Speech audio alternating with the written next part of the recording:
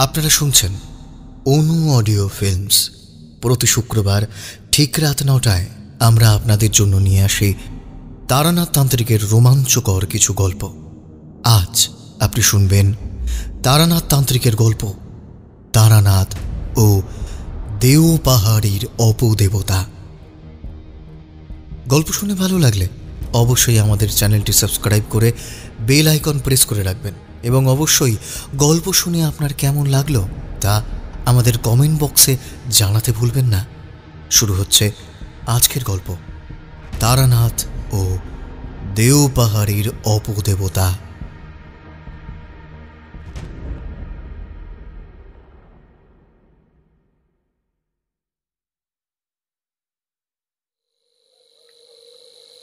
পাহাড়ের দেশে ঝুপ করে অন্ধকার নেমে আসে। পাথর বেষ্টিত সংকীর্ণ পথে জোরে পা চালিয়ে এসেও সন্ধ্যার আগে কোনো লোকালয়ে পৌঁছাতে পারলাম না। পাহাড়ের পাদদেশে পাথুরের রাস্তাটা জঙ্গলের ভিতরে প্রবেশ করেছে। সেই দিনটা ছিল অমাবস্যা তিথি, তাই আকাশ মেঘমুক্ত থাকলেও চাঁদের দেখা ছিল না। ঘন অন্ধকারে পথ চলা বড় দায়। সকালে পাহাড়ে ওঠার সময় পাহাড়ের কোলে একটা বসতি চোখে পড়েছিল। পেরিয়ে আসা সেই গ্রামটির দিশা মনে মনে ঠিক করে নিয়ে জঙ্গলের মধ্যে দিয়ে হাঁটতে লাগলাম। জায়গাটায় পাথুরে রুক্ষ মাটির বুক ভেদ করে এক ধরনের লম্বা লম্বা ঘাস জন্ম নিয়েছে। সেগুলো জঙ্গলকে ঘন থেকে ঘনতর করে তুলেছে। আমার আশেপাশে নাম না জানা গাছগুলো একে অপরকে জড়িয়ে ধরে দাঁড়িয়ে আছে। আমি হাতে একটা মিটমিটে প্রদীপ জ্বালিয়ে পথ চলতে লাগলাম। আমার এই পাহাড়ে যাওয়ার উদ্দেশ্য ছিল কিছু ঔষধি গাছ সংগ্রহ করা। এই ঔষধি গাছের প্রভূত গুণাগুণ, সাধারণ অসুখ বিসুখে দারুণ কাজ দেয়। আমি তো বিশ্বভব ঘুরে, তাই এরকম একটা ভেষজ কাছে থাকলে সব সময় বিশেষ কাজে লাগে।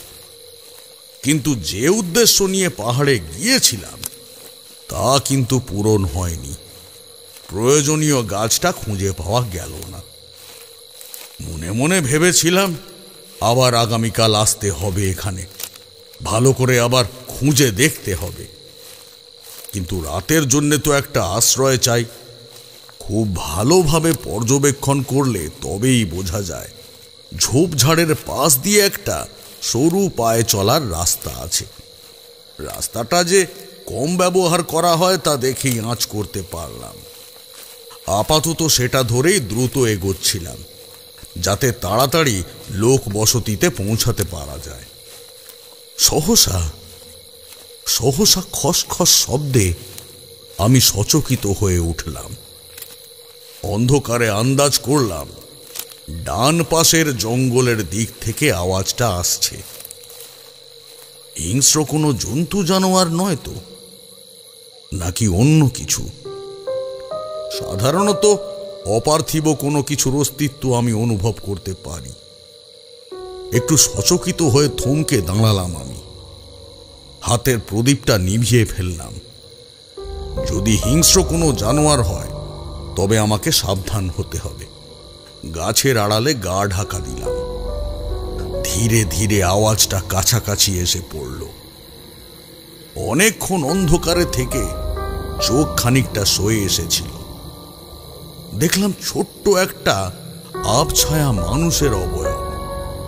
ছোট্ট একটা শিশু হেঁটে চলেছে তমসাচ্ছন্ন জঙ্গলের পথ ধরে। তার মুখের অস্পষ্ট কিছু কথা কানে এলো। শিশুটি কাঁদতে কাঁদতে কিছু বলতে চাইছিল। কান পেতে শুনলাম শিশুটি কাঁদতে কাঁদতে বলছে, বাবা বাবা বাবা, তুমি কোথায়? আমাকে নিয়ে যাও না বাবা বাবা।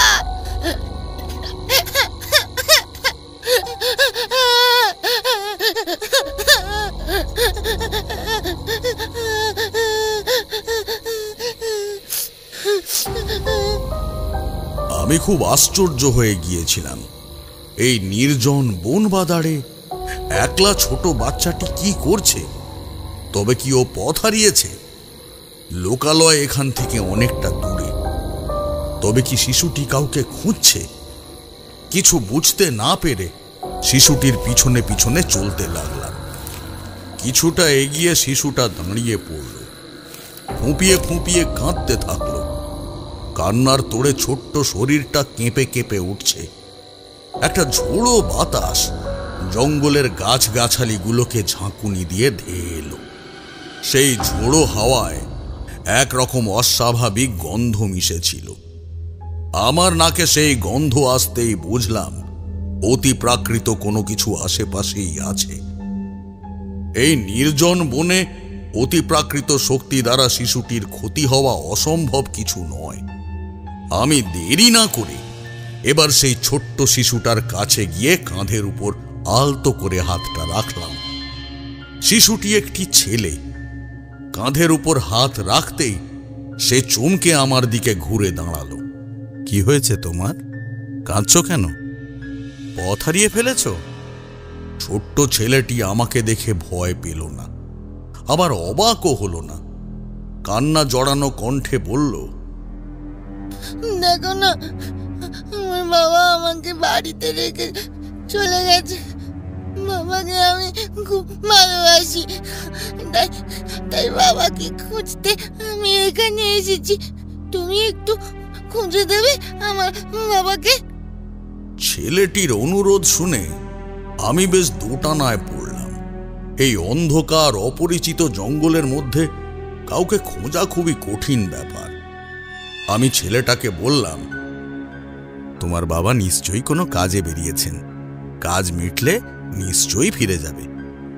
আমার কথা শুনে বাচ্চা ছেলেটি কান্না বন্ধ করে একটু ঢোক গিলে স্থির হয়ে বলল, ফিরে আসবে? তুমি ঠিক জানো?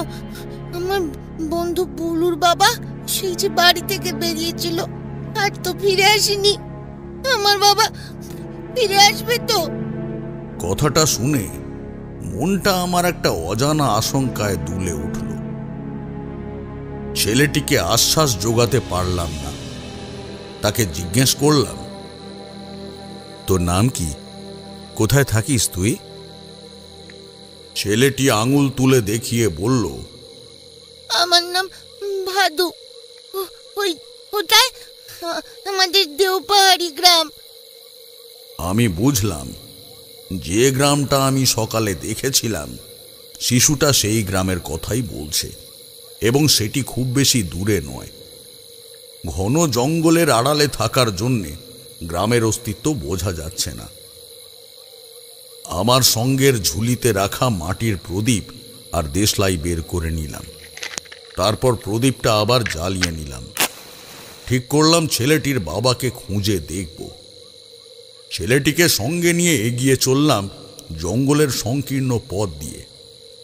বেশ কিছুটা হেঁটে চলার পর আমি ছেলেটিকে জিজ্ঞেস করলাম, তোর বাবা কোথায় যাবে কিছু বলেছিল? ছেলেটি উত্তর দিল, বাড়ি থেকে বেরোনোর আগে বাবা আমাকে জড়িয়ে ধরে খুব আদর করলো, তারপর কাঁদছিল। আমি বারবার জিজ্ঞেস করলাম, তুমি কাঁদছো কেন? কিন্তু কোনো কথা বললো না বাবা। মা খুব কাঁদছিল। গ্রামের লোকেরা বারবার ভোগ ভোগ বলছিল, তো বাবা চলে আসতেই আমিও চুপি চুপি তার পিছনে আসছিলাম। কিন্তু হঠাৎ অন্ধকারে জঙ্গলে বাবা হারিয়ে গেল। শিশুটির সারল্য মাখা কথাগুলো শুনে মনে মনে সন্দেহটা জাঁকিয়ে বসতে লাগলো। এমনিতে ঝোড়ো হাওয়ার সঙ্গে খারাপ কিছুর ইঙ্গিত আমি পেয়েছিলাম, তার সঙ্গে এই ছেলেটির ভোগ কথাটি শুনে মনটা খারাপ সম্ভাবনায় ভরে উঠল। চলতে চলতে আমরা পৌঁছে গিয়েছিলাম পাহাড়ের খাঁজের গুহার সামনে। অন্ধকারে স্পষ্টভাবে কিছু দেখা না গেলেও আন্দাজ করা যায় সবুজ বনানীতে গুহার মুখ পর্যন্ত ঢেকে আছে। তবে আরো ভালো করে দেখলেই বোঝা যায় গুহার অনেকগুলো মুখ আছে। গুহাগুলোতে পৌঁছতে হলে ঢালু জমি বেয়ে খানিকটা উপরের দিকে উঠতে হয়। সেখানে গিয়ে থেমে গেলাম। সন্ধ্যার অন্ধকার গাঢ় থেকে গাঢ়তর হয়েছে। এক টানা ঝিঝি পোকার ডাক কানে তালা ধরিয়ে দিচ্ছে, কিন্তু পাখিদের নিড়ে ফেরার কলরব নেই। সমগ্র পরিবেশটা পর্যবেক্ষণ করে আমি আমার অভিজ্ঞতা দিয়ে অনুভব করলাম ভয়ঙ্কর কিছু ঘটতে চলেছে এখানে। তবে সেটা যে কি, নির্ভুলভাবে সেইটা বুঝলাম না। এদিকে ভাদু নামের ছেলেটি আমার সঙ্গে ছিল। অশুভ শক্তির অস্তিত্ব আঁচ করে সেই মুহূর্তে সেই স্থানটা ত্যাগ করাটাই যুক্তিযুক্ত বলে মনে হলো। কিন্তু ফিরে আসতে যাব এমন সময় জোরালো বাতাসে হাতের প্রদীপখানা নিভে গেল। ছোট ছেলেটিও অজানা একটা আশঙ্কায় আমার কাছে ঘেঁষে এসেছে। কিছু জোনাকি গাছে গাছে ইতস্তত উড়ে বেড়াচ্ছিল, সেগুলো যেন হঠাৎ নিষ্প্রভ হয়ে গেল। এমন সময় একটা ভয়ানক হাসির শব্দে আমি চমকে উঠলাম। ঝোলা থেকে দেশলাই বার করে প্রদীপ জ্বালাতে চেষ্টা করলাম। ভাদু নামের ছেলেটি ভয়ে সংকুচিত হয়ে কাঁপতে লাগল। ঠিক তখনই এক ঝাঁক কালো বাদুড় আমার মাথা ঘেঁষে ঝটপটিয়ে উড়ে গেল। আমি মাটিতে উল্টে পড়লাম। আমি সাধারণত অশরীরী শক্তির মুখোমুখি হওয়ার সময় শক্তিশালী মন্ত্র দ্বারা দেহ বন্ধন করে রাখি, কিন্তু সেই মুহূর্তে আমার দেহ বন্ধন করা ছিল না। অন্ধকারের মধ্যেও বুঝতে পারলাম কারা যেন আমাদের চারিদিক থেকে ঘিরে ধরেছে। তাদের জ্বলন্ত ভাটার মতো চোখগুলো এগিয়ে আসছিল আমাদের দিকে, সঙ্গে মারাত্মক একটা চাপা হুঙ্কার। কিন্তু আমিও তারানাথ চক্রবর্তী, এত সহজে দমে যাওয়ার পাত্র আমি নই। আমি তক্ষুনি বীজ মন্ত্র জপ করতে আরম্ভ করলাম। মন্ত্রের প্রভাবে আমার আর ভাদুর চারিপাশে একটা অদৃশ্য সুরক্ষা বলয় তৈরি হল। অশরীরী কালো ছায়াগুলোর হাত ক্রমশ লম্বা হয়ে আমাদেরকে ধরতে এলো, কিন্তু সুরক্ষা বলয়ে স্পর্শ হতেই ছিটকে গেল হাতগুলো। দারুণ ক্রোধে একাধিক অলৌকিক দুষ্ট আত্মারা আমাদের ঘিরে ফুঁসতে লাগলো। তাদের সেই কার্যে শোঁ শোঁ শব্দে ঝড় উঠল। শুকনো পাতাগুলো গোল হয়ে পাই পাই করে ঘুরতে থাকলো। আশেপাশের গাছ গাছালি সেই ঝড়ে লণ্ডভণ্ড হয়ে যেতে লাগলো। বিভৎস মূর্তির ছায়াগুলো নানাভাবে আমাদের ভয় দেখানোর চেষ্টা চালাতে লাগলো। আমি ছোট্ট ভাদুকে কাছে টেনে এক হাত দিয়ে তার চোখ দুটো ঢেকে রেখেছিলাম, যাতে এই ভয়ঙ্কর দৃশ্য তাকে দেখতে না হয়। এই হাড় হিম করা দৃশ্য দেখে অতি বড় সাহসীও প্রচণ্ড ভয় পেতে পারে। আমি মনে মনে মন্ত্র জপ করে চলেছি। বেশ কিছু সময় ধরে নৃত্যলীলা চলল। তারপর বিশেষ সুবিধে করতে না পেরে ধীরে ধীরে সব শান্ত হয়ে গেল। আমি স্পষ্ট বুঝলাম গুহার ভিতরে সাংঘাতিক কোনো অঘটন ঘটতে চলেছে। ভাদুর বাবাও প্রেতাত্মাদের কবলে পড়েছে হয়তো। সেক্ষেত্রে তার কি পরিণতি হয়েছে সেটা আন্দাজ করা কঠিন নয়, কিন্তু এই অবস্থায় ভাদুকে নিয়ে গুহার ভেতরে ঢোকা অনুচিত হবে। তাই কৌতূহল দমন করে ফিরে আসতে লাগলাম। মনের মধ্যে একটা তীব্র অস্বস্তি জেগে রইল। প্রদীপটা জ্বালিয়ে নিয়ে দ্রুত পায়ে ফিরতে লাগলাম ভাদুদের গ্রাম দেও পাহাড়ের দিকে। এই পর্যন্ত বলে তারানাথ একটু থামলেন। তক্তপোষের উপর রাখা পাসিং শোয়ের প্যাকেটটা হাত বাড়িয়ে তুলে নিলেন। তারপর তা থেকে একটা সিগারেট বের করে দুই ঠোঁটের ফাঁকে রাখলেন। ফস করে দেশলাই জেলে সিগারেটটা ধরিয়ে নিলেন। তারপর চোখ বুজে লম্বা একটা টান দিলেন। গাল ভর্তি ধোঁয়া নিয়ে বেশ মৌজ করে আস্তে আস্তে ধোঁয়া ছাড়তে লাগলেন। ছুটির দিনে তারানাথের বাড়িতে আসাটা আমার আর কিশোরী সেনের কাছে বিনোদনের একটি অতি উত্তম মাধ্যম হয়ে উঠেছিল। তারানাথের মুখনিসৃত কাহিনী শুনে আধ্যাত্মিকতার ভাব হঠাৎ করে জেগে না উঠলেও এটা অস্বীকার করার উপায় নেই যে তারানাথের অতীত কার্যকলাপের গল্পগুলো শুনতে শুনতে আমরা অভিভূত হয়ে পড়তাম।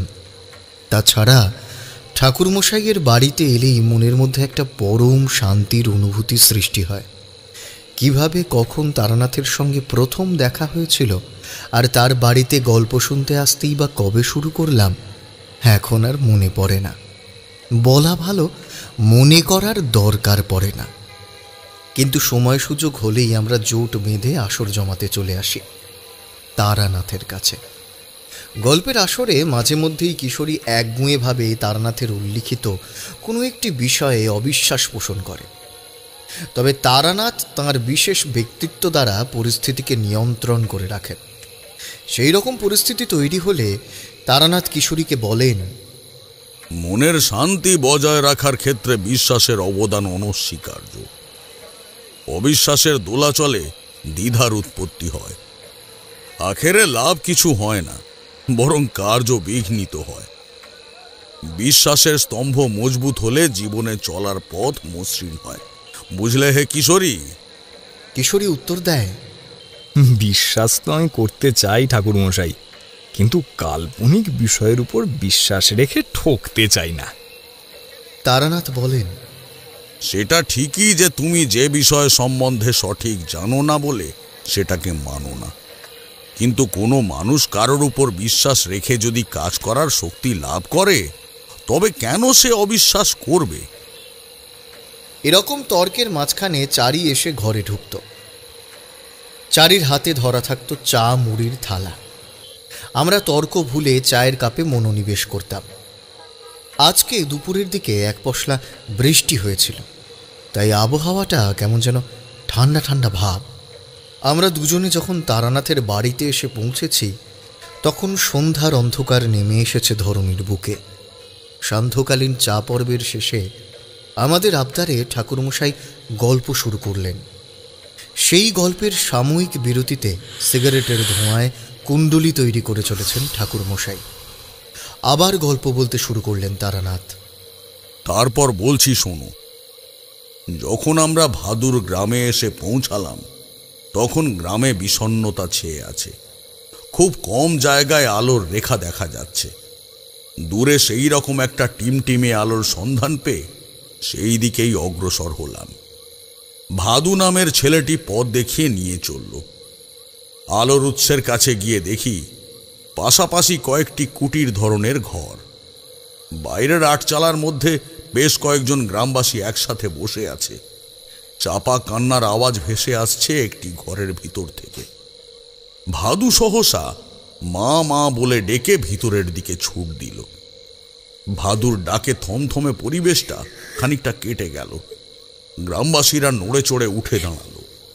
আমি ধীরে ধীরে ঘরের উঠোনে এসে পড়া আলোর বৃত্তে এসে দাঁড়ালাম। ঘরের ভিতরে তখন কান্না ভেজা কণ্ঠে ভাদুর মা বলছে, কোথায় চলে গিয়েছিলি বাচ্চা? তোকে খুঁজে না পেয়ে যে আমার বাঁচার ইচ্ছেটাই আর ছিল না। ভাদু বলল, আমি তো বাবার পিছন পিছন যাচ্ছিলাম, কিন্তু বনের ভিতর পথ হারিয়ে ফেলেছিলাম। তারপর ওই দাদু আমায় ফিরিয়ে এনেছে। ততক্ষণে সকলে আমাকে দেখতে পেয়েছে, কিন্তু খানিকটা এগিয়ে এসেও থমকে দাঁড়ালো তারা। আমাকে দেখে তাদের কেমন যেন ভয় ভয় ভাব। মনে হলো তারা কাছে আসতে চাইছে না, আমার কাছ থেকে দূরত্ব বজায় রাখতে চাইছিল। ব্যাপারটা আমাকে বেশ ভাবিয়ে তুলল। গ্রামবাসীদের এহেন আচরণের কারণটা কি? আমাকে তারা ভয় পাচ্ছে কেন? আমি তখন তাদেরকে আশ্বস্ত করার জন্যে বললাম, কোনো ভয় নেই আপনাদের। আপনারা নির্ভয়ে আমার সাথে কথা বলতে পারেন। কোনো প্রকার অনিষ্ট করতে আমি আসিনি। আমার কথায় তারা পুরোপুরি বিশ্বাস করে উঠতে পারল না। কেমন যেন সংকুচিত হয়ে রইল। এর মধ্যে ভাদু ঘর থেকে বেরিয়ে এসে আমার হাত ধরে টানতে টানতে বলল, এসো দাদু, আমাদের ঘরে এসো। আমি তার মাথায় হাত বুলিয়ে দিলাম। এবার যেন গ্রামবাসীরা সাহস পেয়ে আমার কাছে এলো। একজন বয়স্ক লোক আমার উদ্দেশ্যে প্রশ্ন করলেন, আপনি কে? কোথা থেকে আসছেন বাবা? আর বাদুর সঙ্গে আপনার কিভাবে দেখা হলো? আমি উত্তর দিতে যাচ্ছি, এমন সময় আরো একজন যুবক এগিয়ে এসে বলল, আপনার বেশভূষা দেখে মনে হচ্ছে আপনি কোনো তান্ত্রিক। এখানে আসার কোনো খারাপ উদ্দেশ্য নেই তো আপনার? আমি তখন বললাম, সমস্ত প্রশ্নের উত্তর আমি দেব, তবে তার আগে একটু পানীয় জল পেলে আমি তেষ্টা মেটাতে পারতাম। আমার কথা শুনে ভাদু ছুটে গিয়ে তার মায়ের কাছ থেকে একটা মাটির পাত্রে জল নিয়ে এলো। পাহাড়ি এলাকায় সারাদিন ঘোরাঘুরি করে আমি খুব তৃষ্ণার্ত ছিলাম। জল পান করে তৃষ্ণা মেটালাম। তারপর বললাম, আমি হলাম তারানাথ চক্রবর্তী। আমি উচ্চমার্গের তন্ত্র সাধকদের সান্নিধ্য লাভের মাধ্যমে তন্ত্রের গূঢ় রহস্য জানার চেষ্টা করি, আর সেই উদ্দেশ্যে বিভিন্ন জায়গায় ঘুরে বেড়াতে হয় আমাকে। তবে আমি এখানে এসেছিলাম বিশেষ একটি জীবনদায়ী উদ্ভিদের সন্ধানে, যেটা সাধারণত জনজীবনে কাজে লাগে, আবার তন্ত্রের জন্যও ব্যবহৃত হবে। কিন্তু অনেক খুঁজেও সেই উদ্ভিদের সন্ধান না পেয়ে জঙ্গলের পথ ধরে ফিরছিলাম। তখনই আমি ভাদুকে পথ ভুল করে জঙ্গলের মধ্যে ঘুরতে দেখি। ওর মুখে ওর বাবার কথা শুনি। অন্ধকারে ভাদুর সঙ্গে ওর বাবাকে খুঁজতে গিয়ে একটা গুহার সামনে গিয়ে পৌঁছাই, আর সেখানে গিয়ে কিছু দুষ্ট প্রেতাত্মাদের কবলে পড়েছিলাম। কিন্তু আমার অর্জিত তন্ত্রজ্ঞানের দ্বারা সেই অশরীরীদের হাত থেকে রেহাই পেয়েছি, আর ভাদুকে নিয়ে এই গ্রামে ফিরে এসেছি। আমার মুখে এই কাহিনী শুনে গ্রামবাসীরা চঞ্চল হয়ে উঠল। সেই বয়স্ক ব্যক্তি আমার কাছে এসে বললেন, ঠাকুর মশাই, আমি সুবোধ মুর্মু, এই গ্রামের মোড়ল। আপনাকে প্রথম দেখে একটু ভয় পেয়েছিলাম বটে, তার কারণ এক ভয়ঙ্কর শক্তিশালী তান্ত্রিকের উৎপাতে আমরা আগে থেকেই বিধ্বস্ত। তাই আপনাকে দেখে ভুল ধারণা করেছি। ভেবেছি আপনিও হয়তো সেই রকম কোনো দুষ্ট তান্ত্রিক, কিন্তু ভাদুকে বাঁচানোর কাহিনী শুনে মনে হচ্ছে আপনি আমাদের ত্রাতা। এই ভয়ঙ্কর বিপদ থেকে একমাত্র আপনিই উদ্ধার করতে পারবেন। ভগবান আপনাকে আমাদের বাঁচানোর জন্য পাঠিয়েছেন। নিজ গুণে আমাদের ক্ষমা করবেন। আমি বললাম, গুহার সামনে শক্তিশালী দুষ্ট প্রেতাত্মাদের অস্তিত্ব আমি টের পেয়েছি, তবে আপনাদের গ্রামে কি ঘটেছিল তা জানার আগ্রহ হচ্ছে আমার। ভাদুর মুখে শুনলাম ওর বাবার যাওয়ার সময় আপনারা ভোগ কথাটি নিয়ে আলোচনা করছিলেন। আবার এখন মোড়ল মশাই বললেন দুষ্ট তান্ত্রিকের উৎপাতের কথা। পুরো ব্যাপারটা স্পষ্ট করে আমাকে বলুন তো। ততক্ষণে মোড়ল মশাই আমাকে ঘরের ভিতরে নিয়ে গেছেন। অনুজ্জ্বল আলোয় দেখলাম পুরুষদের সঙ্গে কয়েকজন মহিলাও আছেন। জানতে পারলাম এটা ভাদুদের ঘর। মহিলাদের চোখে মুখে শোকের ছায়া নেমে এসেছে। বয়স্ক সুবোধ মুর্মু বলতে শুরু করলেন, আমাদের গ্রামের নাম দেও পাহাড়ি। পাহাড়ের পাদদেশে সবুজে শ্যামলে ঘেরা ছোট্ট একটি গ্রাম। পূব দিক দিয়ে একটা পাহাড়ি নদী বয়ে গেছে। পশ্চিমে জঙ্গল শুরু হয়েছে। অবশ্য সেই জঙ্গলে বাঘ ভাল্লুক নেই। আমরা সাধারণত জঙ্গলের কাঠ কেটে পশুপালন করে জীবিকা নির্বাহ করি। সবকিছু ঠিকঠাকই চলছিল। মাস তিনেক আগে হঠাৎ একদিন কাঠ কেটে ফেরার সময় ঝড় বৃষ্টির মুখে পড়েছিলাম। তখন সময়টা ছিল শীতকাল। বিকেল গড়িয়ে সন্ধ্যা নামবে শীঘ্রই। আমি ও আমার সঙ্গীরা বৃষ্টিতে যাতে না ভিজে যাই সেজন্য আশ্রয় খুঁজতে লাগলাম। তাছাড়া সঙ্গে শুকনো কাঠগুলোও ছিল। প্রচণ্ড জোরে ঝড় উঠেছিল। শীতকালে এরকম ঝড় দেখা যায় না। তাছাড়া কিছুক্ষণ আগেই রোদ দেখে বোঝা যায়নি দুর্যোগের সম্বন্ধে। তখন আমরা পাহাড়ের নিচে গুহার মুখ দেখতে পেলাম। তীব্র তুফান থেকে বাঁচতে বনের পাশে পাহাড়ের সেই গুহায় আশ্রয় নিলাম। গুহার ভিতরে বেশ খানিকটা প্রশস্ত জায়গা। এবড়ো খেবড়ো মেঝেতে কাঠগুলো নামিয়ে রেখে পাথুরে মেঝেতে বসে হাঁপাচ্ছিলাম। অন্ধকারে ভালোভাবে কিছু দেখতে পাচ্ছিলাম না। ভেতরের পরিবেশটা আমার ভালো ঠেকল না। বিশ্রী গন্ধে শরীর গুলিয়ে উঠেছিল, কিন্তু বাইরে ঝড়ের দাপট, মেঘের গুড়গুড়ানির শব্দ শুনে বেরোনো অসম্ভব। গুহাটা ক্রমশ নিচের দিকে নেমে গেছে। নিচের দিকে যাওয়ার রাস্তাটা কয়েকটি ভাগে ভাগ হয়ে গিয়েছে। আমরা লক্ষ্য করলাম একটি পথের দিক থেকে ক্ষীণ আলোর রেখা দেখা যাচ্ছিল। আমরা আশ্চর্য হলাম। এতদিন ধরে জঙ্গলে এলেও আমরা গুহার ভিতরে কোনোদিন ঢুকিনি। এখানে যে কেউ থাকতে পারে তা ভাবতেও পারিনি। আমরা সেই পথটা দিয়ে এগিয়ে গেলাম কৌতূহল নিবারণের জন্য। একটু এগোতেই আমার পায়ে অন্ধকারে কি যেন একটা ঠেকলো। হাতের সাহায্যে তুলে দেখি আমার দিকে দাঁত খিচিয়ে আছে একটা নরকরটি।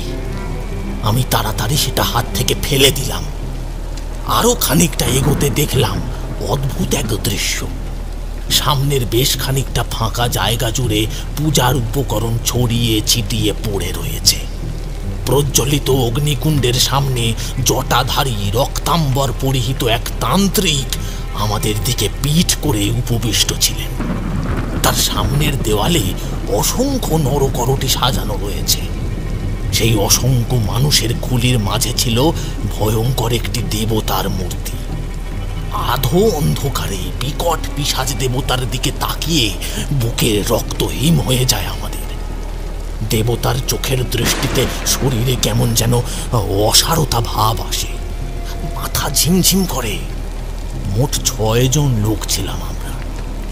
এমন সময় কান ফাটানো অট্টহাসিতে গুহার ভিতরটা গম গম করে উঠল। সকলে বিস্মিত হয়ে স্থাণুর মতো দাঁড়িয়ে রইলাম। এবার তান্ত্রিকের গম্ভীর কণ্ঠস্বর শোনা গেল। আয় আয়, তোরা আমার সামনে আয়। তোদের জন্যই তো অপেক্ষা করছি আমি। আমার দেবতাকে ভোগ নিবেদন করার সময় হয়েছে। আয় সামনে আয়। তার সেই আওয়াজে কি জাদু ছিল জানি না। আমরা মন্ত্রমুগ্ধের মতো এগিয়ে গেলাম তার সামনে। হাঁটু গেড়ে বসে পড়লাম সেখানে। জায়গাটা ভীষণ নোংরা ছিল। মৃত শিখরের নাড়ি ভুড়ি রাখা, রক্তমাখা কলা পাতা, ইতর প্রাণীর মলমূত্র, আরও সব নানান উপকরণ রাখা আছে। আমাদের সেই সম্বন্ধে কোনো রকম হুঁশ ছিল না। আমরা সব হুড়মুড়িয়ে বসে পড়েছিলাম। তান্ত্রিক বলল, দেখলি আমার ক্ষমতা? তোদের এখানে আনার জন্যই তো ঝড় বৃষ্টি ডেকেছি আমি। আমার উপাস্য দেবতার ভোগে উৎসর্গ করব তোদের। তারপর আমার সাধনায় তুষ্ট হয়ে দেবতা আমাকে শক্তি প্রদান করবেন। সেই শক্তিতে দুনিয়ার রাজা হব আমি। গোটা বিশ্ব ব্রহ্মাণ্ড শাসন করব আমি। আমরা বাকরুদ্ধ হয়ে গিয়েছিলাম। তান্ত্রিকের সামনে যাওয়ার পর তার মুখের দিকে তাকিয়ে দেখলাম। আরও একবার আমার হৃৎপিণ্ড যেন জোরে লাফিয়ে উঠে দেহের বাইরে বেরিয়ে আসতে চাইল। বিভৎস সেই মুখে অজস্র ক্ষত চিহ্ন, হিংস্র 2 চোখে রক্তলোলুপ চাহনি। সেই চাহনিতে আমাদের মনের ভিতরটা যেন সে স্পষ্টভাবে দেখতে পাচ্ছিল। এবার তান্ত্রিকের দৃষ্টি আমার সাথে থাকা সমরু নামের সঙ্গীর দিকে নিবদ্ধ হলো। তান্ত্রিক মন্ত্র আওড়াতে আওড়াতে প্রায় নিভে আসা আগুনের উপর মন্ত্রপুত ধুলো ছুঁড়ে দিতেই আগুন দপ করে জ্বলে উঠল। সঙ্গে সঙ্গে সমরুর মধ্যে পরিবর্তন দেখা গেল। সে চিত হয়ে শুয়ে পড়ল। তারপর উল্টোভাবে হাতে পায়ে ভর দিয়ে সরীসৃপের মতো দেওয়াল বেয়ে উঠতে লাগলো। আমাদের তখন বোধ শক্তি লোপ পাচ্ছিল। ধীরে ধীরে আচ্ছন্ন হয়ে আমরা বাকি 5 জন মাটিতে লুটিয়ে পড়লাম। পরে যখন জ্ঞান ফিরল তখন দেখি তান্ত্রিক মন্ত্র পড়ে চলেছে। সমরু আমাদের কুঠারগুলো একসাথে নিয়ে বসে আছে। তার চোখের দৃষ্টি উদাসীন। আমার বাকি সঙ্গীদেরও জ্ঞান ফিরেছিল। মংরু নামের এক সঙ্গী তান্ত্রিককে পেছন থেকে আক্রমণ করতে যেতেই ভয়ানক কাণ্ড ঘটে গেল। সমরু লাফিয়ে এসে তার গলায় কুড়ুল চালিয়ে দিল। কাটা মুন্ডুটা তান্ত্রিকের আরাধ্য দেবতার পায়ের কাছে গিয়ে পড়ল। তান্ত্রিক বিশ্রীভাবে হেসে উঠল। আমি আর আমার বাকি সঙ্গীরা এমন ভয়াল দৃশ্য দেখে থরথর করে কাঁপতে লাগলাম। গলা কেমন শুকিয়ে কাঠ হয়ে গেল। তান্ত্রিকের হাত থেকে বাঁচতে হলে যে ভগবানের নাম নিতে হয় সেটা পর্যন্ত ভুলে গেলাম। সমরু নিজে কিছু করছিল না, তাকে দিয়ে এই গর্হিত কাজ করানো হচ্ছিল, সেটা বেশ ভালোভাবেই বুঝতে পারলাম। এবার সমরুর দৃষ্টি মহিমের দিকে ঘুরে গেল। চারিপাশ রক্তে ভেসে যাচ্ছিল। মহিম এবার ভয় পেয়ে ছুটে বাইরের পথের দিকে গেল, কিন্তু সমরু পথ আটকে কুড়ুল চালালো। একইভাবে মহিমের মুন্ডুটাও ছিটকে গেল ধর থেকে। আমি আর সহ্য করতে পারলাম না। মরিয়া হয়ে সমরুকে ঠেলে দিয়ে আমরা বাকি তিনজন ঊর্ধ্বশ্বাসে ছুটলাম। পিছন থেকে তখন সমরুর চাপা গর্জন ছাড়াও এক ঝাঁক বাদুরের ডানার ঝাপটানি কানে আসছিল। গুহার মুখের কাছে এসে আমরা জোরে ঝাঁপ দিলাম। গুহার মুখের ঢাল দিয়ে গড়িয়ে ঝোপের মধ্যে গিয়ে পড়লাম তিনজনে। বাইরে তখন ভোরের আলো ফুটেছে। তান্ত্রিকের বশ করা পিশাচের দল গুহার বাইরে বের হলো না। তবে বনের গাছগাছালিরা উন্মত্তের মতো মাথা দোলাতে থাকলো। আমার মাথাটা হালকা লাগছিল। অবসন্ন শরীরটাকে টেনে কোনো রকমে গ্রামে এসে পৌঁছেছিলাম আমরা। গ্রামের লোকেরা তখন আমাদের খুঁজছে। আমাদের তিনজনের কাছ থেকে বাকি তিনজনের করুণ পরিণতির কথা শুনে তাদের বাড়ির লোকেরা তো কান্নায় ভেঙে পড়ল। মংরুর স্ত্রী কাঁদতে কাঁদতে বিলাপ করতে থাকলো।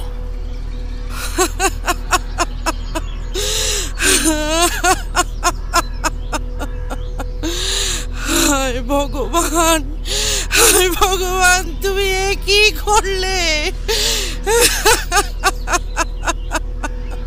আমার স্বামীকে তুমি আমার কাছ থেকে ছিনিয়ে নিলে। আতঙ্কে কাঁটা হয়ে রইলাম সবাই।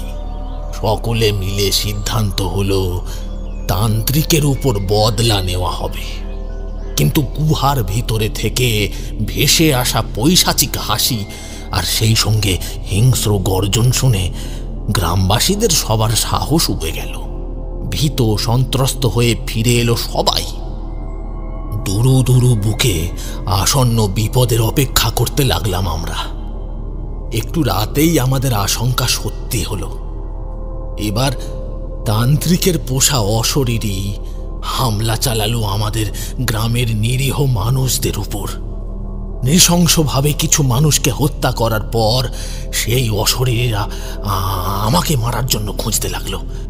আমিও গ্রামের অনেকে মিলে আমাদের পাহাড়ি গ্রামের কালী মন্দিরের ভেতরে আশ্রয় নিয়েছিলাম।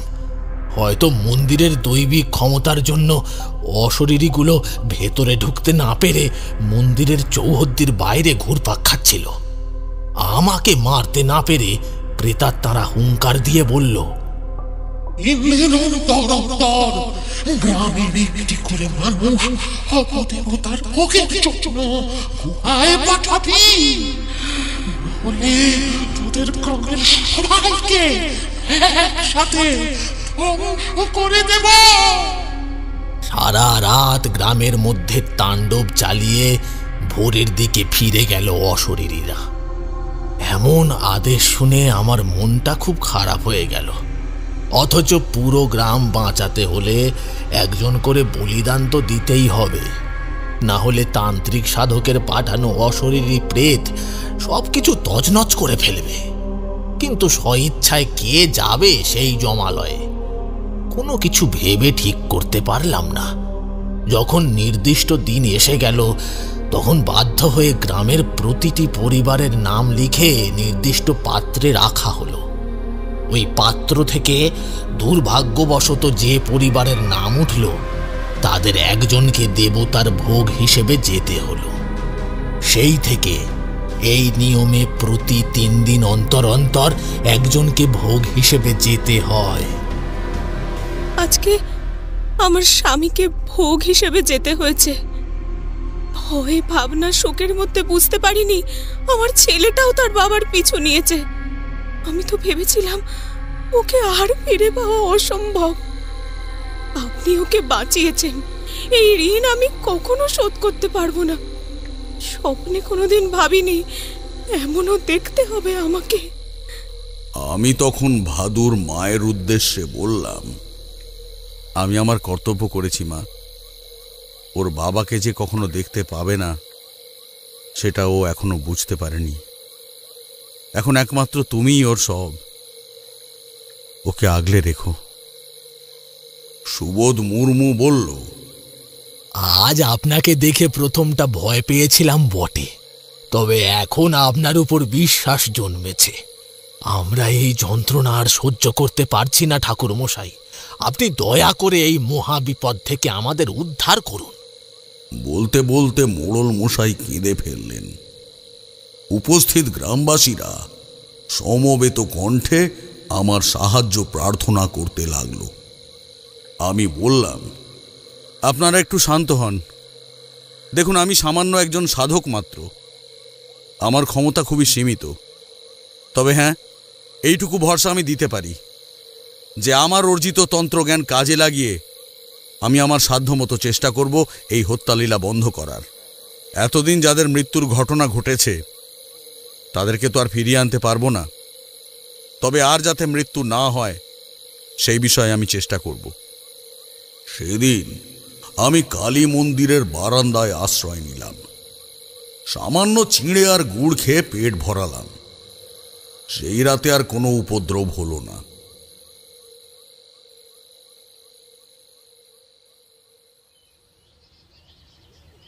খুব সকালে পাখির ডাকে ঘুম ভাঙল আমার। সুবোধ মুর্মুর কাছে শুনেছিলাম পূর্ব দিকে পাহাড়ি নদী রয়েছে। আমি সেদিকেই চললাম। পাথরের খাঁজে নিজের পথ করে নিয়ে স্রোতস্বিনী বয়ে চলেছে। জলের আয়নায় সুনির্মল আকাশের ছবি আঁকা রয়েছে। সুশীতল প্রভাতে নদীর স্নিগ্ধ বাতাস, পাখিদের কলতান প্রাণকে সজীব করে তুলছিল। বুঝলে কিশোরী, তোমরা আবার যেন টিটকিরি করো না। সাধু সন্ন্যাসীদের প্রকৃতির শোভা অবলোকন করা অপ্রয়োজনীয়। আসলে জ্ঞানে অজ্ঞানে মানুষের মনে সুন্দরের প্রতি টান সহজাত। আর সাধু সন্ন্যাসীরা তো প্রকৃতির সঙ্গে একাত্ম হয়ে তবেই সাধনায় সাফল্য লাভ করেন। তাই আমিও দুশ্চিন্তাকে কয়েক মুহূর্তের জন্যে ভুলে গিয়ে বিভোর হয়ে গেলাম। তারপর নদীতে ডুব দিয়ে স্নান সেরে মন্দিরের দিকে রওনা হলাম। পথে দেখা হলো সুবোধ মুর্মুর সঙ্গে। সুবোধবাবু বললেন, ঠাকুর মশাই, আমার সঙ্গে আমার বাড়িতে চলুন। আজকের দিনটা আমার বাড়িতেই যদি অন্ন গ্রহণ করেন তাহলে কৃতার্থ হই। আমি বললাম, আচ্ছা বেশ, তাই হবে। তবে রাতে আমি কালী মন্দিরের চাতালেই থাকব। সারাটা দিন আমি চিন্তা করতে লাগলাম পরবর্তী পদক্ষেপ সম্পর্কে। শয়তান তান্ত্রিকের পোষা অশরীরীদের যে শক্তির পরিচয় আমি পেয়েছি তাতে মনে হয় না তাদের হারানো এত সহজ হবে। শয়তান তান্ত্রিক তো আরো বেশি তন্ত্রের শক্তিতে বলীয়ান। তাই গুহার কাছে গেলাম না। কি উপায়ে তান্ত্রিকের মোকাবিলা করা যাবে সেটা দুশ্চিন্তা হয়ে দাঁড়ালো। কয়েকবার ধ্যানে বসেও কোনো লাভ হলো না। আমার আরাধ্যা দেবী প্রকট হয়ে সমাধানের পথ দেখালেন না। আমি বেশ আশ্চর্য হলাম। এমন তো সাধারণত হয় না। দেবী কিছু না কিছু উপদেশ আমাকে দেন যাতে আমি সমস্যার নিষ্পত্তি করতে পারি। আমি ঠিক করলাম, যা ঘটে ঘটুক, অশরীরীর সামনাসামনি হয়ে তাকে নিঃশেষ করব। এভাবে একটা দিন কেটে গেল। নিকষ কালো অন্ধকারের পর্দা ভেদ করে আমি হেঁটে চলেছি জঙ্গলের পথ ধরে। লম্বা লম্বা গাছের সারিগুলো পাহারাদারের মতো ঠায় দাঁড়িয়ে। শুকনো পাতার উপর আমার হাঁটার মচমচ শব্দ হচ্ছিল। হঠাৎ রাতচরা পাখিটা কেমন যেন ক্যাঁ ক্যাঁ করে কর্কশ স্বরে ডেকে উঠল। সেই মুহূর্তে সামনে দিয়ে এক দল বাদুড় আমার মাথার খুব কাছ দিয়ে উড়ে গেল। আমি হতচকিত হয়ে গেলাম। তখনই একটা ছায়ামূর্তি স্যাঁত করে এক গাছের পিছন থেকে অন্য গাছের পিছনে সরে গেল। আমি স্পষ্ট বুঝতে পারলাম যে কেউ আমাকে নজরে রেখেছে। নজরদারের সেইন দৃষ্টি হতে মুক্তি পাওয়া অসম্ভব। সহসা আপাদ মস্তক কালো চাদরে ঢাকা একটা ছায়ামূর্তি আমার সামনে এসে দাঁড়াল। বিকট শব্দ তুলে হাসতে হাসতে বলল, ফিরে যা, ফিরে যা, তুই আমার সঙ্গে লড়াই করলে শুধু শুধু প্রাণটা হারাবি। আমি বিশেষ একটি শক্তি অর্জনের সাধনায় লিপ্ত। তুই সেই সাধনায় ব্যাঘাত ঘটালে তোকে আমি ছাড়ব না রে, ছাড়ব না।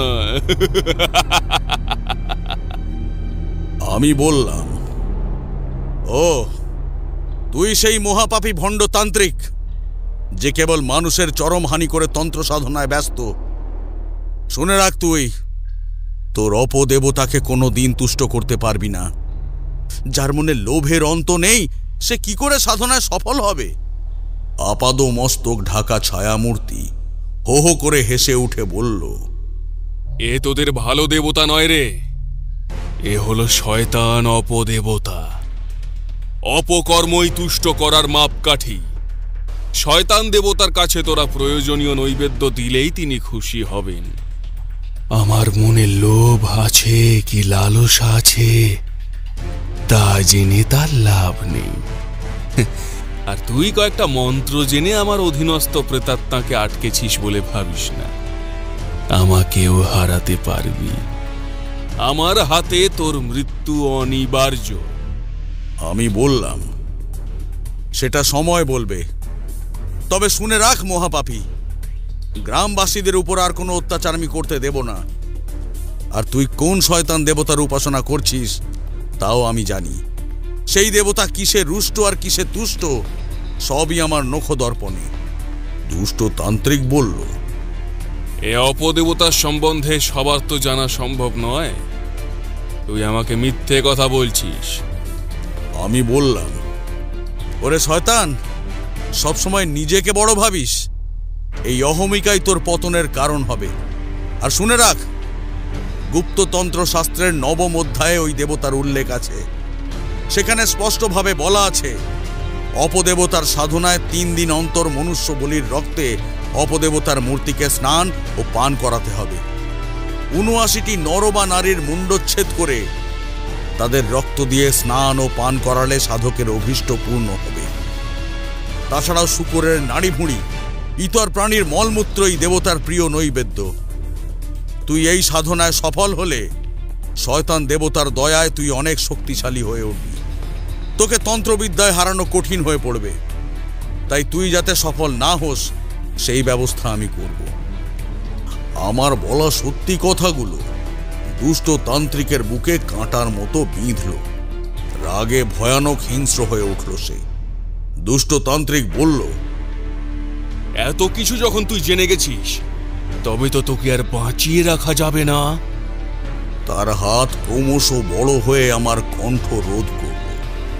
প্রাণপণে দুহাত দিয়ে ছাড়ানোর জন্য আমি ছটফট করতে থাকলাম, কিন্তু কিছুতেই যেন মুক্তি পাচ্ছিলাম না। শেষে ব্রহ্ম মন্ত্রের জপ শুরু করলাম। ঠিক সেই মুহূর্তে আমার তন্দ্রা ভেঙে গেল। পুরো ব্যাপারটা ভাবতে চেষ্টা করলাম আমি। সারাদিন ঘোরাঘুরি ও ভাবনা চিন্তার পর রাতের দিকে মন্দিরের বারান্দায় বসে ক্লান্তিতে কখন যেন ঘুমিয়ে পড়েছিলাম। ঘুমের মধ্যেই দুঃস্বপ্ন দেখেছি, নাকি দুষ্টতান্ত্রিক ইচ্ছা করেই স্বপ্নে দেখা দিয়েছে। স্বপ্নে তার কুকার্যের সম্ভাব্য খতিয়ান জানান দিয়েছে সে। খানিকটা ঘোরের আবেশে বসে থাকলাম। তখন সকালের দীনবন্ধু মিঠে রোদ ছড়িয়ে দিয়েছে ধরণীর বুকে। আমি উঠে পড়লাম। রাতের আশ্চর্য দুঃস্বপ্নের সম্বন্ধে ভাবতে ভাবতে এগিয়ে চললাম নদীর দিকে। গ্রামবাসীরা প্রত্যেকেই কেমন যেন শোকাচ্ছন্ন ছিল। অনিচ্ছা সত্ত্বেও যন্ত্রের মতো নিত্যদিনের কাজগুলো করে যাচ্ছিল। পাহাড়ি গ্রামের ছবির মতো সুন্দর প্রাকৃতিক সৌন্দর্য মানুষের অব্যক্ত যন্ত্রণায় মলিন হয়ে গিয়েছিল। ভগবানের উপর ভরসা রেখে অতি কষ্টে মনমরা হয়ে জীবন কাটিয়ে চলেছে সকলে।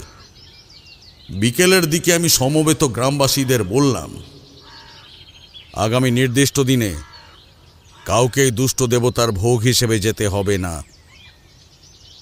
কিন্তু হ্যাঁ, নির্দিষ্ট সীমার মধ্যে সকলকেই থাকতে হবে। এই ছোট্ট কালী মন্দিরের মধ্যে সবার থাকার জায়গার সংকুলান হবে না, তাই আমি রক্ষা বন্ধন টেনে দেব, তার বাইরে কিন্তু বেরোনো যাবে না। ভোগ হিসেবে যাওয়ার নির্দিষ্ট দিনে সকলে বুক ভরা উৎকণ্ঠা নিয়ে অপেক্ষা করতে লাগলো।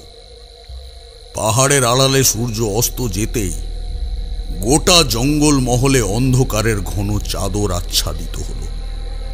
আমি গ্রামবাসীদের মশাল জ্বালিয়ে রাখতে বলেছিলাম। আমি গ্রামের পুরোহিতকে নিয়ে ধুনি জ্বালিয়ে চামুন্ডা মন্দিরের সামনে যজ্ঞ আরম্ভ করলাম। একটু রাত হতেই শুরু হলো তাণ্ডব।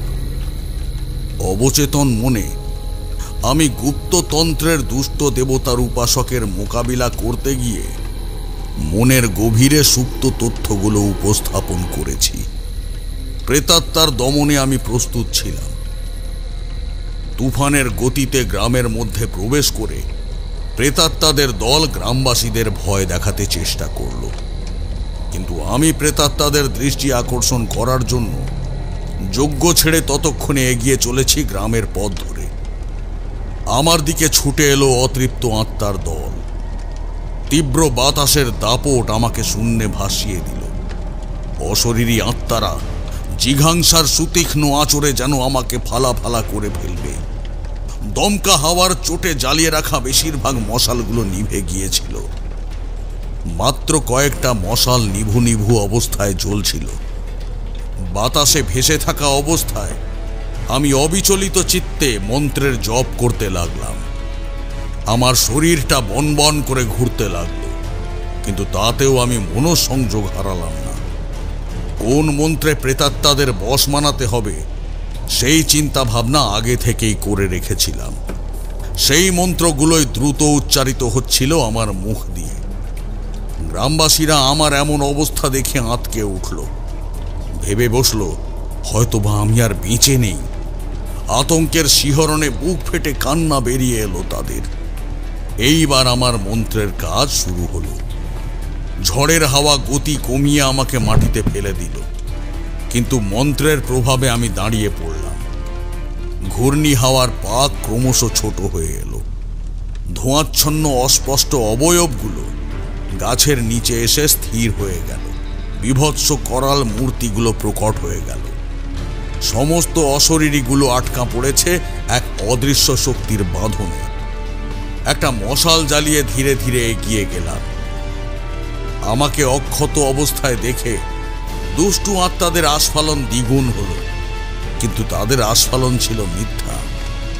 কিছুতেই মায়াবী বাঁধনের দৃঢ়তাকে ভেদ করতে পারল না তারা। ঘড়ঘড়ে কণ্ঠে বলে উঠল, ছেড়ে দে আমাদের, তান্ত্রিক তোর মৃত্যুদণ্ড দিয়েছে, মরবি, নিশ্চিত নিশ্চিত মরবি তুই। আমি তখন ভাবের দশা প্রাপ্ত হয়েছি। দুরাত্মাদের পৃথিবী থেকে অপসারণের জন্যে আমি তখন বদ্ধপরিকর।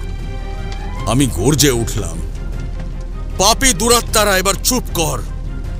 পৃথিবী থেকে অনেক দিন আগেই তোদের বিদায় নেবার সময় হয়েছিল। তা না করে তোরা শয়তানের সঙ্গে মিলিত হয়ে আরো পাপ করলি। তবে আজকেই তোদের শেষ দিন। আজ তোদের মুক্তি আমি দেব। তারপর আমার হাতের মন্ত্রপুত জল ছিটিয়ে দিলাম গাছের নিচে থাকা ছায়া দিয়ে গড়া অবয়বগুলোর দিকে। ভীষণ আর্তনাদ করে বাতাসে মিলিয়ে যেতে থাকলো প্রেতাত্মারা। আকাশ বাতাস কেঁপে উঠল গগন বিদারী আর্তনাদে। খানিকটা স্বস্তির নিঃশ্বাস ফেললাম আমি। তবে সাময়িক জয়ের উচ্ছ্বাস দেখালাম না, কারণ আত্মতুষ্টিতে ভুগলে ফল খারাপ হয়।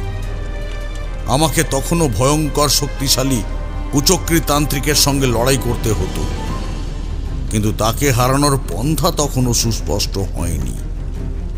যদিও আমি জানতাম যে দুষ্ট অপদেবতাদের থানে একটি বলি ব্যাহত হলে দেবতা রুষ্ট হবে, তাই দুষ্ট তান্ত্রিককে গ্রামের মধ্যে আসতেই হবে। হয়তো বিশেষ বিদ্যা বলে সে জেনে গেছে তার পাঠানো প্রেতাত্মাদের পরিণতির কথা। আমি পুনরায় মা কালীর ধ্যান শুরু করলাম।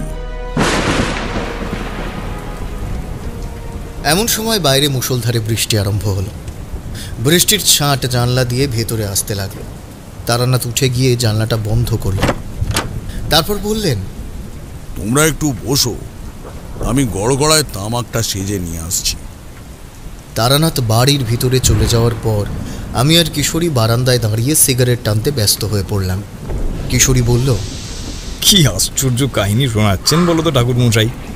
তোমার কি বিশ্বাস হয় ঠাকুরমশাইয়ের এত ক্ষমতা আছে বা কখনো ছিল? আমি বললাম, হয়তোবা ছিল বা এখনো আছে, আমাদের সামনে তার প্রকাশ করতে চান না। যাই হোক, এখন চলো গল্পের শেষ অংশটুকু শুনে ফেলি। যথারীতি আমরা বৈঠকখানায় ফিরে এলাম। ঠাকুরমশাই ফিরে এসে হুঁকোতে টান দিয়ে আবার বলতে শুরু করলেন। ধ্যানস্থ অবস্থায় বুঝতে পারলাম আকাশে দুর্যোগের ঘন ঘটা শুরু হয়েছে। মা মহাকালী এইবার আমার করুণ আবেদনে সাড়া দিল। মনশ্চক্ষে দেখতে পেলাম এক উজ্জ্বল জ্যোতির মাঝে দেবী মায়ের হাসি মাখা মুখ।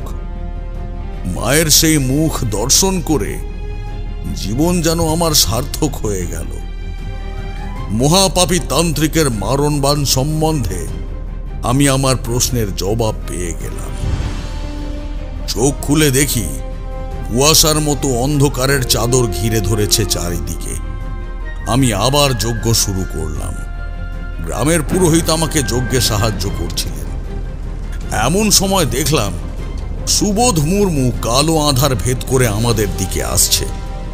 একটু কাছাকাছি হতেই বিদ্যুৎ চমকের আলোয় স্পষ্ট দেখলাম তার দুহাতে ভাদু সহ আরো কয়েকজনের কাটা মাথা। পুরোহিতের ছেলের মুন্ডুটাও এগুলোর মধ্যে আছে। সেই দৃশ্য দেখে পুরোহিতের যজ্ঞ করা মাথায় উঠল।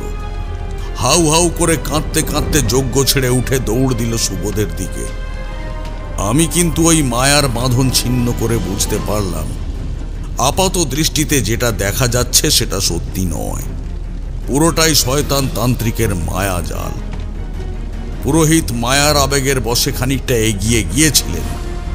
আমি চেঁচিয়ে সাবধান করতে চাইলাম। আমার সাবধান বাণী শোনার আগেই তিনি ছদ্মবেশী সুবোধ মুর্মুর কাছে পৌঁছে গেছেন। আমি যে তাকে চিনতে পেরেছি তা বুঝতে পেরে ততক্ষণে সুবোধ মুর্মু বেশধারী হিংস্র শয়তান তান্ত্রিকের রূপে বদলে যাচ্ছিল। মায়া বলে পুরোহিতকে নিজের বশে করে নিয়ে আমাকে আক্রমণ করতে পাঠালো, কিন্তু পুরোহিত আমার মন্ত্রের প্রভাবে জ্ঞান হারিয়ে লুটিয়ে পড়লেন মাটিতে। শয়তান তান্ত্রিক তার হাতের কাটা মুন্ডুগুলো আমার দিকে ছুঁড়ে দিয়েছে, কিন্তু সেগুলো আমার গায়ে লাগার আগেই মিলিয়ে গেল বাতাসে। সেগুলোর পরিবর্তে এক ঝাঁক করটি এসে পড়ল আমার গায়ে। তীক্ষ্ণ দুসারি দাঁতের খটখট শব্দ শুনে স্পষ্ট বুঝলাম তারা কামড় দিতে চায়। সঙ্গে সঙ্গে কমণ্ডলের জল ছিটিয়ে দিলাম তিলের উপর। মিলিয়ে গেল সব নরকরটি। আমি শয়তান তান্ত্রিকের মাথার ভুলে কোনো ভুল পদক্ষেপ নিতে রাজি ছিলাম না। আমি বললাম, ওরে পাপিষ্ঠ, যতই রূপ বদলাস তোর স্বরূপ চিনতে আমি ভুল করব না। তন্ত্রকে মাধ্যম করে মানুষের জীবন নিয়ে ছিনিমিনি খেলা আজই বন্ধ করব। তান্ত্রিক বিশ্রী হেসে বলল, আয় আয়, তবে সামনাসামনি আয়, তন্ত্রযুদ্ধে কে জেতে দেখা যাক। তান্ত্রিকের এই আহ্বান আমি স্বীকার করলাম। তান্ত্রিকের গুপ্ত মন্ত্রের প্রয়োগ বানচাল করে দিচ্ছিলাম আমি। জীবনের অনেকটা সময় আমি শ্মশান প্রান্তরে ঘুরে বেরিয়েছি, আর সেই সঙ্গে সৎ গুরুদের কাছ থেকে যথেষ্ট জ্ঞান আহরণ করেছিলাম। তাই তান্ত্রিকের মরণবাণ থেকে বাঁচার কৌশল আমার জানা ছিল। এইভাবে খানিকক্ষণ লড়াইয়ের পর হঠাৎ অচিন্তনীয়ভাবে বেষ্টিত হয়ে গেলাম দুষ্ট শক্তির দ্বারা। সামান্যতম নড়াচড়ার ক্ষমতা হারিয়ে ফেলেছিলাম আমি। তবে কি নিজের শক্তি সম্বন্ধে অতিরিক্ত আত্মবিশ্বাস আমার কাল হলো? শত শত দুশ্চিন্তা পাক খেতে লাগলো মনের মধ্যে। শয়তান তান্ত্রিক আমার সামনে এগিয়ে এসে বলল, বড্ড বার বেড়েছিল তোর। স্বপ্নে দেখা দিয়ে পালিয়ে যেতে বলেছিলাম, শুনিসনি তুই। এনে সর্পবান, এবার মর তাহলে। আমার সারা গায়ে তখন অসংখ্য সর্প কিলবিল করছে। আমি একাগ্র চিত্তে মা কালীর শরণ নিলাম। মা কালীর অশেষ কৃপায় নিমেষের মধ্যে হালকা হয়ে এলো গায়ের কঠিন বাঁধন। শরীরে নতুনভাবে শক্তি ফিরে এসেছিল। এক ঝটকায় মন্ত্রের বাঁধন ছিঁড়ে ফেললাম। মা মহাকালীর নির্দেশ মতো আগে থেকেই মন্দিরের ভিতরে থাকা মায়ের মূর্তির হাতে ধরা খড়গ যজ্ঞের আগুনের পাশে রাখা ছিল। শয়তান তান্ত্রিক তখন ক্ষমতার দম্ভে পাগল হয়েছিল। আমাকে জব্দ করার জন্যে আরো ফন্দি আঁটছিল। সে সিদ্ধান্ত নিয়েছিল আমাকে গুহার মধ্যে নিয়ে গিয়ে দুষ্ট অপদেবতার সামনে বলি দেবে। কিন্তু আমি সুযোগ ছাড়লাম না। নিজেকে মুক্ত করে নিয়ে হাতে তুললাম মা কালীর খড়গ। মন্ত্র পড়তে থাকা শয়তান তান্ত্রিকের গলায় বসিয়ে দিলাম এক কোপ। ধড় থেকে মুন্ডুটা আলাদা হয়ে গেল। আলাদা হয়েও মুন্ডুটা হি হি করে হাসতে লাগলো। ধড়টা কাতলা মাছের মতো লাফাতে শুরু করলো।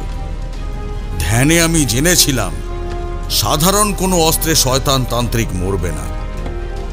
তাই মা কালীর খড়গকে মন্ত্রপাঠ দ্বারা দৈব শক্তির আধারে পরিণত করেছিলাম। শয়তান তান্ত্রিক ক্ষমতার দম্ভে বুঝতে পারেনি যে তার মরণ বাণ প্রস্তুত আছে। কিছুক্ষণ বাতাসে ভেসে মুন্ডুটা নিজে থেকে ধড়ে জোড়া লাগতে গিয়ে আর জোড়া লাগলো না। এবার বিকট আর্তনাদ করতে করতে ঘুরপাক খেতে লাগলো মুন্ডুটা। তান্ত্রিকের মুখ ও দেহের মাংসগুলো খসে পড়তে পড়তে এক সময় ছাই হয়ে উড়ে গেল। মনে মনে মায়ের শ্রীচরণে প্রণাম জানিয়ে একটা স্বস্তির নিঃশ্বাস ফেললাম আমি। আমার কাছে গ্রামবাসীরা ছুটে এলো। সেখানে ভাদু সহ আরো সকলকে সুস্থ অবস্থায় দেখে আমি পরম নিশ্চিন্ত হলাম। পাপের উপযুক্ত শাস্তি পেয়েছে তান্ত্রিক। দেখলাম ভাদু উদাস দৃষ্টিতে তাকিয়ে আছে আকাশের পানে। হয়তোবা ভাবছে যে তার বাবা মরণের পরে কোনো তারা হয়ে আকাশে জ্বলজ্বল করছে। পরদিনই আবার বেরিয়ে পড়েছিলাম সেই ভেষজ উদ্ভিদের খোঁজে। তবে তার আগে দেও পাহাড়ির অপদেবতার গুহার মুখ পাথর দিয়ে চিরদিনের জন্য বন্ধ করে দেওয়ার ব্যবস্থা করেছিলাম। পরে পাহাড়ের উপর থেকে ভেষজ উদ্ভিদ খুঁজে নিয়ে আবার নতুন করে পথে রওনা দিয়েছিলাম অজানার উদ্দেশ্যে। এইরকম একটা রোমাঞ্চকর গল্প শোনার পর মনে হচ্ছিল যদি ঠাকুরমশাইয়ের মতো রক্ষাকর্তা না থাকতেন তাহলে বিনা বাধায় শয়তান তান্ত্রিকরা নিরীহ মানুষের জীবনকে অতিষ্ঠ করে তুলত।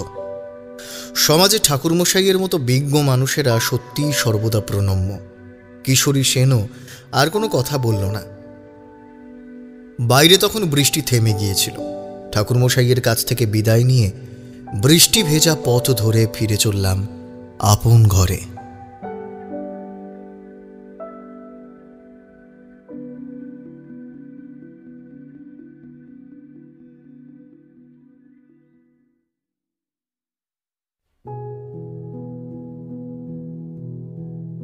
শুনছিলেন তারানাথ তান্ত্রিকের গল্প তারানাথ ও দেও পাহাড়ির অপদেবতা।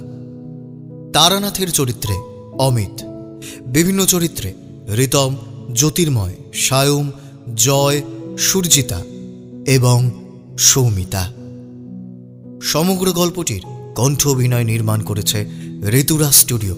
সমগ্র গল্পটির কণ্ঠ সম্পাদনা, ধ্বনি সম্পাদনা এবং আবহ সম্পাদনা করেছে 62 FPS স্টুডিও। গল্পটি শুনে ভালো লাগলে অবশ্যই আমাদের চ্যানেলটি সাবস্ক্রাইব করে বেল আইকন প্রেস করে রাখুন। প্রতি শুক্রবার ঠিক রাত 9টায় শুনতে ভুলবেন না অনু অডিও ফিল্মসে তারানাথ তান্ত্রিকের রোমাঞ্চকর গল্প।